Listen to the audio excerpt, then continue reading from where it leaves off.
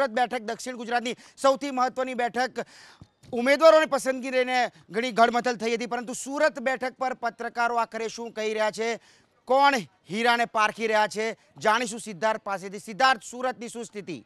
જી કલ્પેશ, જે રીતે આપણે કહ્યું હીરો અને હીરો એટલે કે ડાયમંડ સિટીની વાત કરતા હોઈએ સુરતની, ત્યારે ભાજપ અને કોંગ્રેસ જે ઉમેદવારો જાહેર કર્યા છે, દર્શનાબેન જરદોશ જેને ભાજપે ઉમેદવાર બનાવ્યા, તો અશોક અધેવાડા જેને કોંગ્રેસ ઉમેદવાર બનાવ્યા। શું બંને પક્ષે યોગ્ય પસંદ કર્યા છે ઉમેદવાર? પત્રકારોને પૂછ્યું તો 10માંથી 10 પત્રકારોએ હા પાડી છે દર્શનાબેન જરદોશને લઈને, તો 10માંથી 5 પત્રકારોએ અશોક અધેવાડાને યોગ્ય ઉમેદવાર જણાવ્યા। હવે કલ્પેશ, આપ જોશો કે કોણ જીતશે, જેને લઈને રંગ બદલાશે। જી હા, રંગ જે છે મેપની અંદર આપ જોઈ રહ્યા છો કેસરીયો થઈ ગયો છે, કારણ કે 10માંથી 10 પત્રકારોનું માનવું છે કે દર્શનાબેન જરદોશ જીતશે, જ્યારે 10માંથી એક પણ પત્રકાર સહેમત નથી, જે તેમનું અનુમાન છે તે પ્રમાણે કે અશોક અધેવાડાની જીત થઈ શકે છે।